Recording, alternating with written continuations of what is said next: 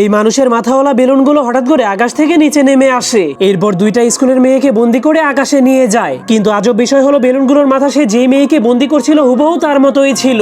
এরপর বেলুনগুলোর মাথা তাদের পিছু করার কারণে দুইটা মেয়ে জীবন বাঁচানোর জন্য একটা ছোট্ট জায়গাতে লুকিয়ে পড়ে। কিন্তু তবুও বেলুনগুলো তাদের লম্বা রশির সাহায্যে সেই মেয়েগুলোকে সেখান থেকে বের করার চেষ্টা করে, যার কারণে সেই মেয়েগুলো অনেক ভয় পেয়ে যায়। কিন্তু তখনই একটা ছেলে এসব দেখার পর সেই মেয়েগুলোকে বাঁচানোর জন্য একটা বেলুনকে তীর মেরে দেয়, যার ফলে একটা বেলুন ফেটে যায়। যা দেখার পর মেয়েগুলোর মনে হয় তাদের জীবন বেঁচে গেছে। কিন্তু তখনই একটা মেয়ের মাথা সেই বেলুনটার মতোই ফেটে যায়। এজন্য আরেকটা মেয়ে অনেক ভয় পেয়ে সেখান থেকে পালিয়ে যায়। কিন্তু এরপর একজন সাংবাদিক নিউজ করার সময় তার মতোই একটা বেলুন তাকে ধরে নিয়ে যায়। এরপর খবরের মাধ্যমে পুরো শহরের মানুষদেরকে বলে দেওয়া হয় জীবন বাঁচাতে চাইলে আপনারা কেউই আপনাদের ঘর থেকে বের হবেন না, আর যদি আপনারা এই বেলুনগুলোকে ফাটিয়ে দেন তাহলে আপনারাও মরে যাবেন। কিন্তু এটা বলার পর সেই রিপোর্টার বাড়িতে যাওয়ার জন্য তার অফিস থেকে বের হয়ে দৌড়াতে শুরু করে। কিন্তু সে তার বাড়ির সামনে পৌঁছালেই তার মতোই দেখতে একটা বেলুন তাকেও ধরে নিয়ে যায়। তখন তার পরিবার দাঁড়িয়ে দাঁড়িয়ে সবকিছু দেখার পরেও কিছুই করতে পারে না। এজন্য সেই লোকটার ছেলে তার বাবাকে বাঁচানোর জন্য সাহস করে বাইরে যেতে শুরু করে। কিন্তু সে দরজাটাকে খুললেই তার মতোই দেখতে একটা বেলুন তার সামনে চলে আসে। বন্ধুরা, আপনারা যদি এর পার্ট 2 দেখতে চান তাহলে ভিডিওটাকে বেশি বেশি করে লাইক করে দেন।